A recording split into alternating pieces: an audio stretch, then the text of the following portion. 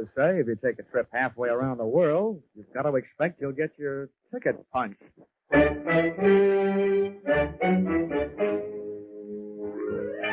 This is another in the adventures of America's fabulous freelance insurance investigator, Johnny Dollar.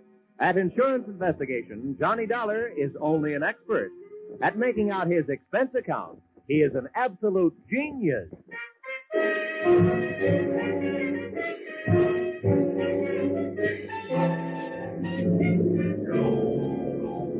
Expense account submitted by Special Investigator Johnny Dollar.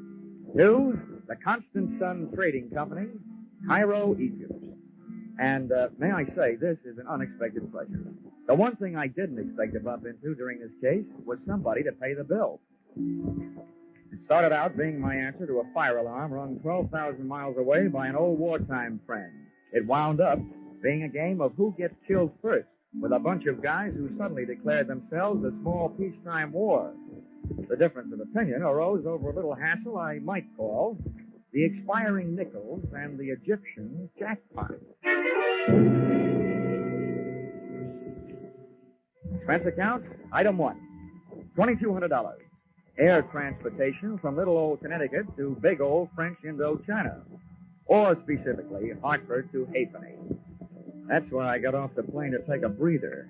But after smelling the air and getting hit in the face with a bucket full of lukewarm raindrops, I got right on another plane bound for my destination, where I'd been summoned by an urgent cable, Calcutta.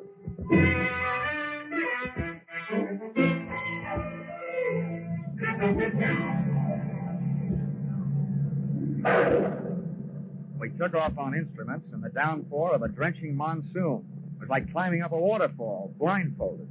I got chased up to 20,000 feet, clear up into the penthouse, by a batch of black-hearted thunderheads laced with lightning. And there we stayed, sucking oxygen for 9 dreary hours, and waiting for the moment we'd get off our island in the sky.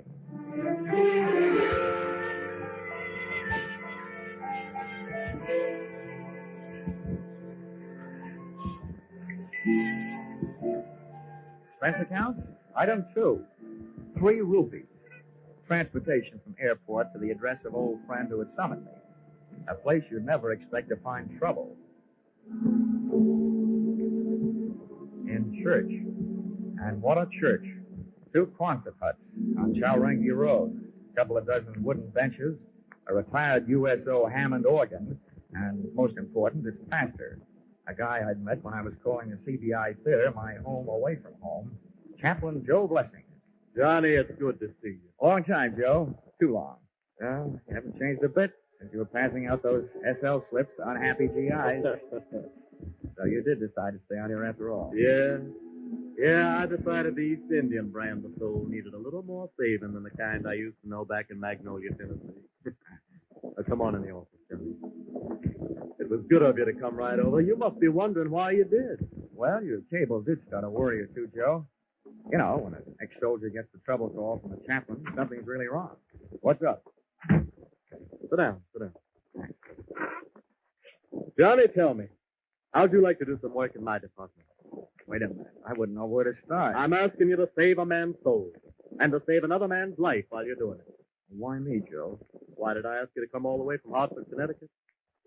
Well, Johnny, the ways are devious. There wasn't time for me to do anything else. Huh? If I'd gone through the proper channels here, if I'd become involved with all the inevitable red tape, well, there just wasn't time. Johnny, there's a man in Cairo waiting to be executed at dawn day after tomorrow for a murder he didn't commit. And here in Calcutta is a man who not only witnessed that crime, but has in his possession the evidence that can save that man from swinging. Uh-huh. Who is this man on the flying rope end? Lionel Brooke Nichols. He's the president of a vast enterprise called the Constant Sun Trading Company. Now, Johnny, I wasn't ignoring the fact that you work for a living. I'm sure that if you're successful, you can name your own price. This is not a colloquialism, Johnny, but Mr. Brooke Nichols has nothing but money. I didn't realize that such big men got into such big trouble. Oh, he didn't get into it all by himself. Huh? Oh, no. No, this particular big man had the bad luck to have a fun-loving cousin who'd like to see him out of the way, and the faster the better. Name of? Miles Atkinson. He must be some sort of big wheel in the Egyptian government. That's all I know about him. Except that to gain control of the Constant Sun Company, He would move heaven and earth to see Brook Nichols dead. Well, I don't care what he does with the earth, but I guess I can't stand by and let him mess around with your heaven. Now, let's get down to cases. What about this dude here in Calcutta, the witness with the evidence? Well, his name's William Briggs. He's a very sick man, Johnny. Mm-hmm. Knowing that he might die soon, and it looks like he might. He's had a sudden rush of conscience to the mouth. He wants to talk. Evidently, he's decided that since it's too late to save his body, he'd better do a quick job on his soul. And I nurse him to Cairo, is that it? No. I'm sending a young assistant of mine who will take that job off your hands. I think you'll like him, Johnny. Now, I want you to get Briggs to the right official. Arrangements have been made for an ambulance to meet you in Cairo. And, well, we've chartered a cargo plane to take you there. Now, the pilot says he can get you there by tomorrow night. Well, I spent so much time in the air getting here that it shouldn't make any difference. But why a cargo plane? Why not a passenger plane? They have nice soft seats. So, Johnny, the airlines refuse to transport a leper.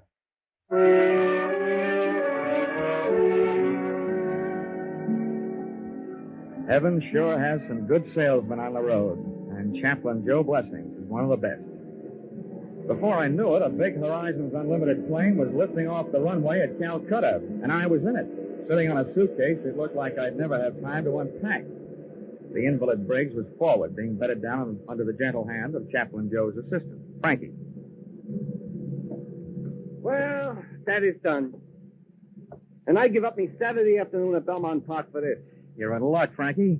Think of all the losers you missed betting on. Mr. Dollar, you have the philosophy of a man who has never enjoyed the exquisite thrill of losing his last $2 upon a horse who is retarding the improvement of the breed. Young man, you've never heard of the bluegrass branch of the Dollar family? Kentucky, sir. Mr. Dollar, if it were not for a certain horse from Kentucky named Breezy Boy, who ran a very poor eighth at Rockingham, I would not only be a Kentucky colonel, I would be a Kentucky general, passing the time of day with my esteemed co-general, 3-star Hennessy. Yes. What's this? Whose briefcase? Briggs, he wants you should take care of it. Now, what's that? What's in it should be in a holster. How do you know? Mr. Dollar, I got a sense of feel. Besides, I looked. It's a Luger. A Luger, huh? Yeah. Off that, I'd say we are now in possession of the evidence. The murder weapon, in person. Exhibit A. Oops, still loaded.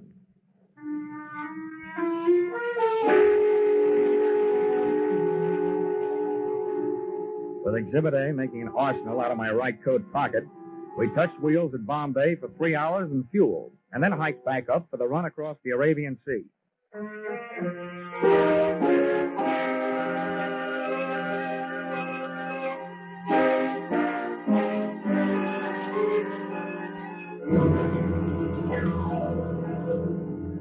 We made landfall high on the coast of Saudi Arabia, and the freight of the Cuff shoreline led us on to the Queen of Sheba's old hometown, Aden, where we sat down again for service, airplane and personal. Frankie and I got our sick man Briggs out and into the shade of a hangar, figuring he could use a breath of fresh air. But he didn't find it in that sun-baked hellhole. A grubby little ground crew burned up 4 valuable hours, taking their own unsweet time servicing the ship. That left us just 8 hours to get Briggs and his evidence up to Cairo, and left me almost enough time to save Mr. Brook Nichols from taking the rope ride. Estimated time of arrival, midnight. Time of execution, 6 a.m. And I've learned that British officials are hard to wake up.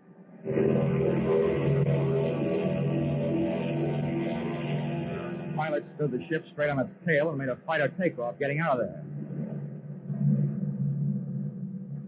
We were 40 minutes out of Aden, about 5,000 feet above the Red Sea, when we ran into what I've learned to expect in my business, the unexpected. Well, could either of you gentlemen tell me where I pay my fare? Well, where did you come from? Hey, a walk-on like this I have not seen since Minsky. It's all right, gentlemen. You can pop your eyes back in. You've seen a woman before. Oh, I've never scooped one up out of the sky before. Could it be she's an angel? What are you doing here? I'm afraid I'm what you'd call a stowaway. How'd you get aboard? When the plane was empty, I locked myself in the powder room. I'm sorry I had to do it this way, but I have to get to Cairo immediately. The next airline flight doesn't go out till 11 tonight. I should write to the captain and have him turn around and dump you back. Please, don't. I'm perfectly willing to pay my way. Don't worry. We can't spare the time. Mr. Dollar, There are only certain things which make air travel a pleasure to certain people. With me, that is a stewardess, and I would be glad to brief her about her duties. You go check the patient, Frankie. I'll check Miss Stowaway. That's what comes from always being only an assistant. I noticed that poor man on the stretcher when you took him out. Who is he? Never mind. What's your name?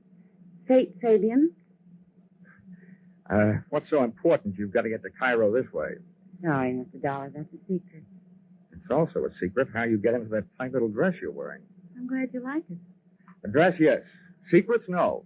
When I find myself in an airplane with a stowaway, I smell trouble. That trouble you smell costs $85 an ounce. Now, listen, save your sharp talk for a cocktail lounge. Don't waste it here. You must think I'm kidding. This is serious. You're flying across international boundaries. Now, who are you? I told you. Fate Fabian. Here. Here's my passport, and here is money. How much? Okay. We'll call it a sort of bond to ensure your good behavior. $500. All that for good behavior? That's awfully high. So is this airplane. If you don't like it, jump.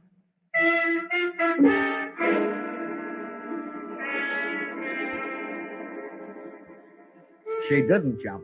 And after 7.5 more droning hours, I was glad of it. Fate Fabian was all woman, all beautiful, all in a pretty nice relief from watching the time run through my wristwatch. She spent most of the trip sharing my suitcase with me. But once I looked up at her, when she was silhouetted against a window, posed against that moonstruck Egyptian sky. And it was almost worth the trip, the way she looked, wearing those stars in her hair. Just about then, a vague glow on the horizon took over where my conscience left off. We were coming into Cairo, and the problem of landing 50,000 pounds of airplane replaced the problem of landing 120 pounds of woman.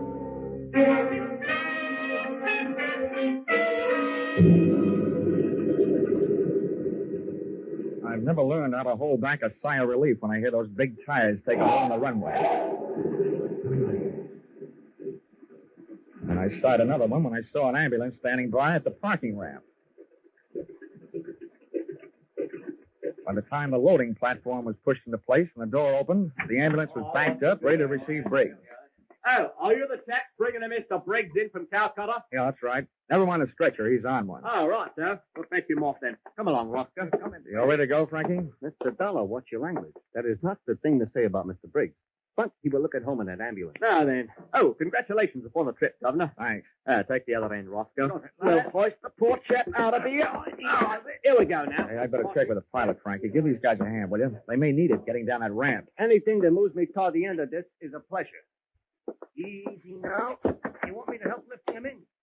Hey, Mr. Dollar, these guys ain't just plain ambulance drivers.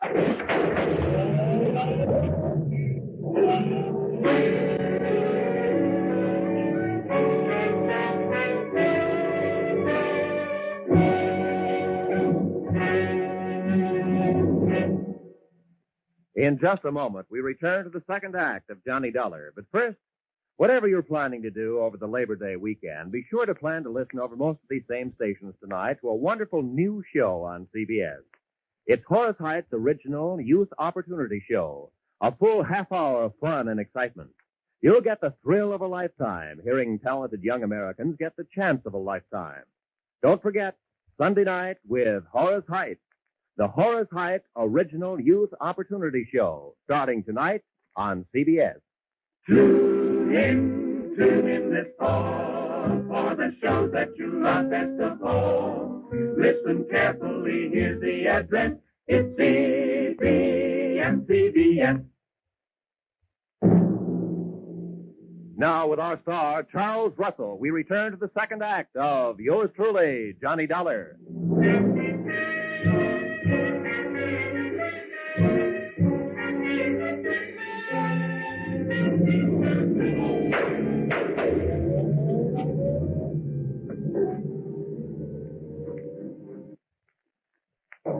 I had made 4 steps toward the cockpit when I heard Frankie yell, and a half a step back toward the door when I heard the shots.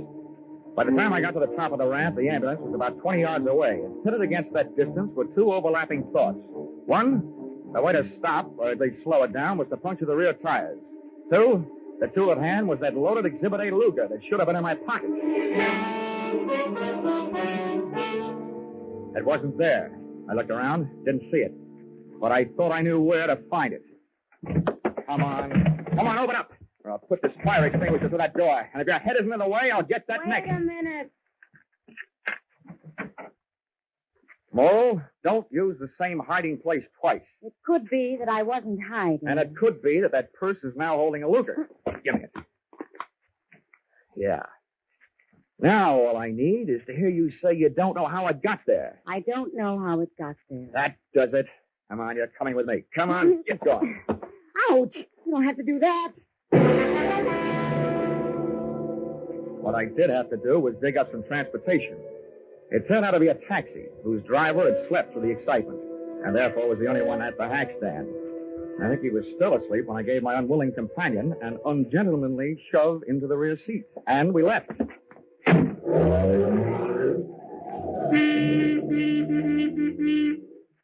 Nobody in full control of their faculties could drive the way he did. He knew he had a horn, but somebody had forgotten to tell him about brakes. All I had to go on was the direction in which that ambulance had taken off, straight toward Cairo. So, that's where we went, straight toward Cairo.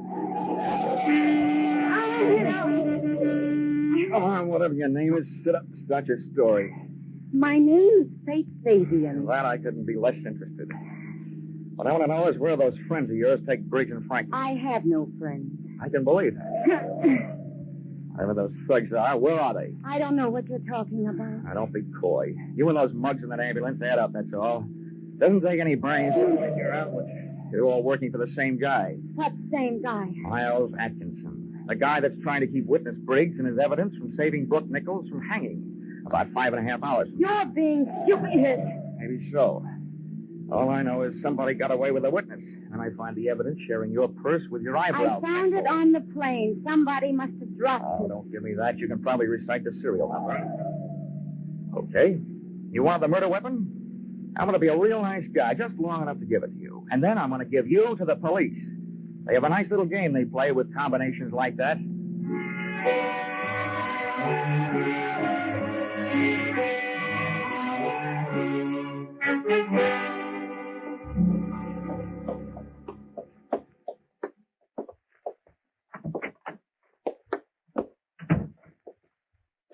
Hello.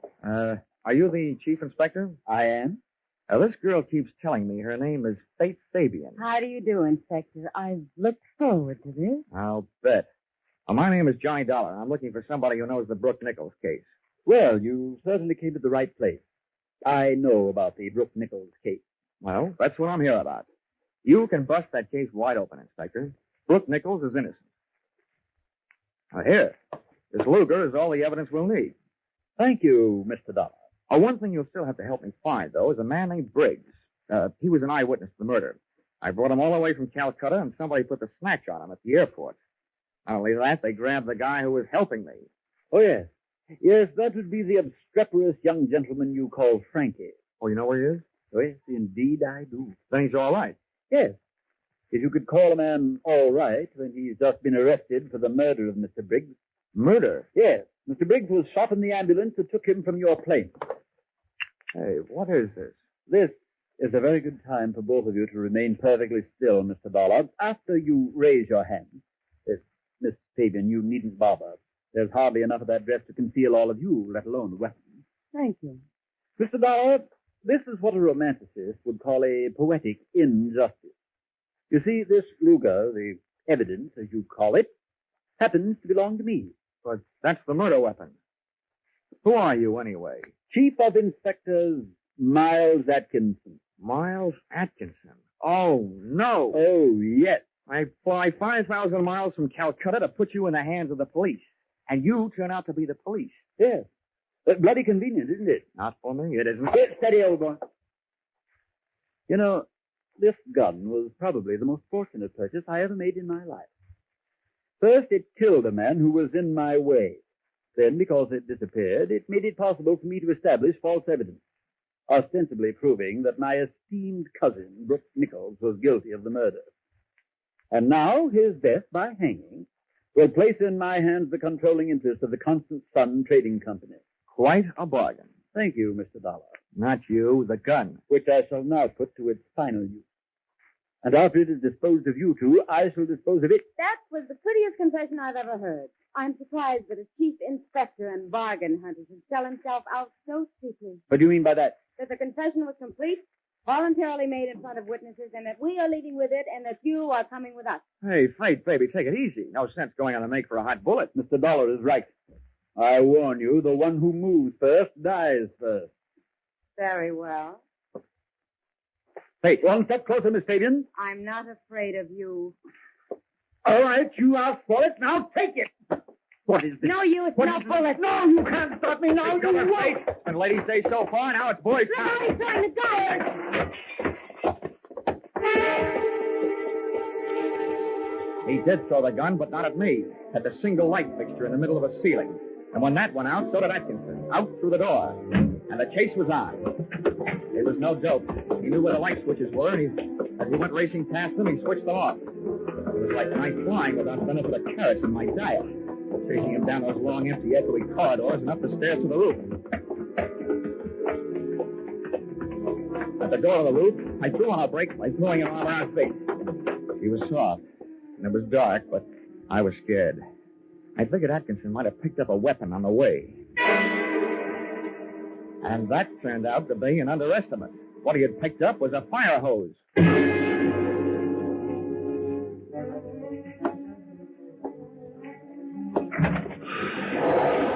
When we stepped through the door, we got hit by a big fat bolt of liquid lightning. A couple of 100 pounds of water backed up by a couple of 1,000 pounds of pressure. It felt like a salmon swimming upstream to spawn. Well, at the edge of the roof, braced against the low parapet, was Atkinson, using all his weight to keep the writhing nozzle from flipping him around. He was just one man on a fire department's errand. Hey, wait, I'll move around the other side. Try and throw that water off him. Get over that valve. See it? Where? That wheel over there. The end of the hose he ain't on. Turn off the water. Come on. Quick. I see it. I got it.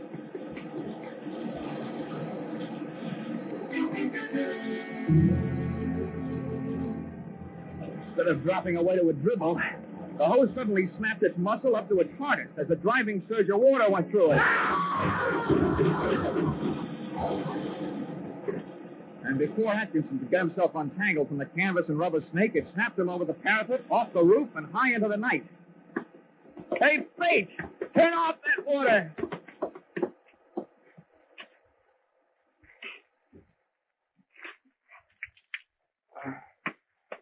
What happened? Oh. Poetic justice, baby. That fire hose threw Mr. Chief Inspector Atkinson off the roof. And he made a hole in one. Right through that gallows down there. The same gallows from which Brooke Nichols was supposed to hang in a few hours. That's horrible. Let's move away from here. Hey, wait a minute. That's not like you. After all, you're the gal who turned that water up instead of down. If you wanted it done right, why didn't you send a plumber? I won't ask you whether you meant it that way or not. As far as I'm concerned, it turned out just jolly this way. Oh, and while I'm at it, I'd like to thank you for taking such a brave chance with my life downstairs in the office. Oh, really, Mr. Dollar? I knew that gun wasn't loaded. I unloaded it myself back in the powder room in the airplane. Just before you accused me of trying to steal it, remember? The next time I take a shower, I promise to wash my mouth out with soap. But now I figure it's also about time you came clean. Really, now, who are you? I'm sorry, my name is still Fate Fabian. All right, you've made a sale. Your name is Fate Fabian. Well, what's your interest in this case? No interest at all. It's just part of my job. They do hire people to police the police, you know. I happen to be one of those people. Do you want to see my credentials? Your credentials look all right to me, baby.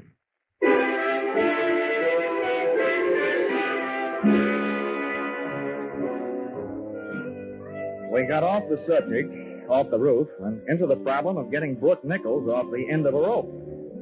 After going through those motions, and that gal made all the motions, including retrieving young Frankie to the pokey, I kissed Fate Fabian goodbye, just for luck. And receiving no interest on that investment, we headed back to the airfield.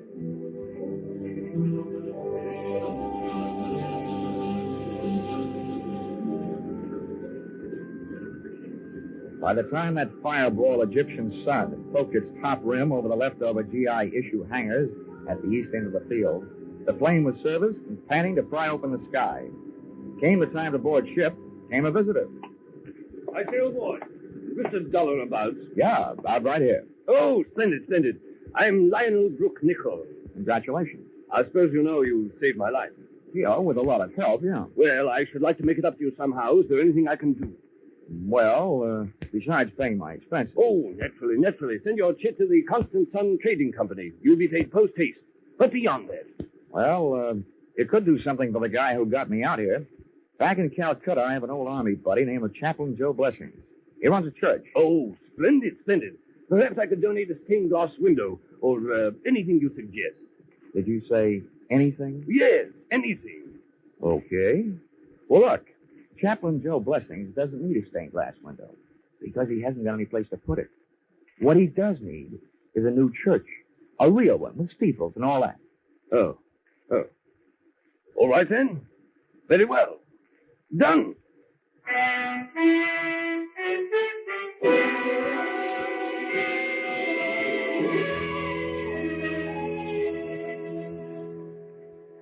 Expense account, item 3.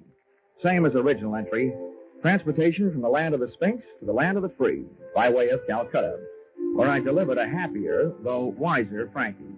Received the blessings of Chaplain Joe Blessing and ordered a custom-made lightweight pearl-handled blackjack in blue suede and inscribed to Fate Fabian, with the hope that you will never fail to supply the black to go with this blue.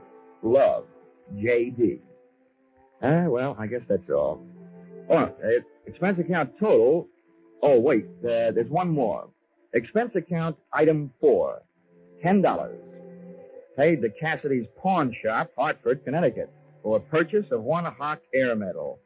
After all that flying, I thought I deserved one. Now, expense account total, $5,350.40. If you don't think the founder of your company is worth that, kindly suggest someone who might. Yours, truly, Johnny Dollar.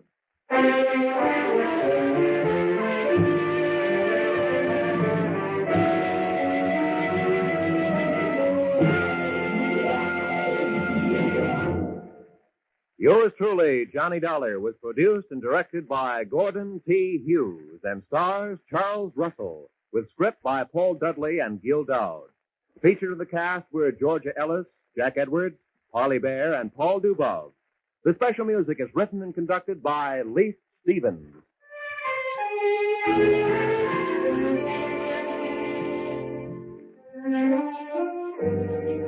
Be sure to be with us again when Johnny Dollar returns to the air after a short vacation.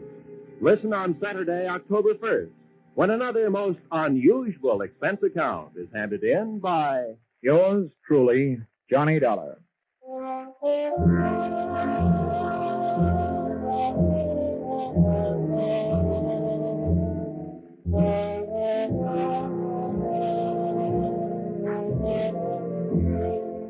Next week at this time, on many of these same stations, Eve Arden will bring you the madcap adventures of America's favorite schoolmistress, our Miss Brooks.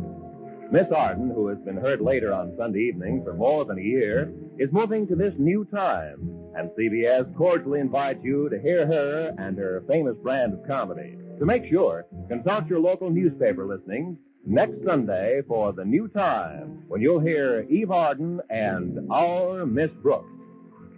Now, stay tuned for Your Hit Parade on Parade, which follows immediately over these same CBS network stations.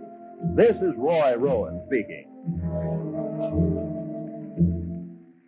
This is CBS, the Columbia Broadcasting System.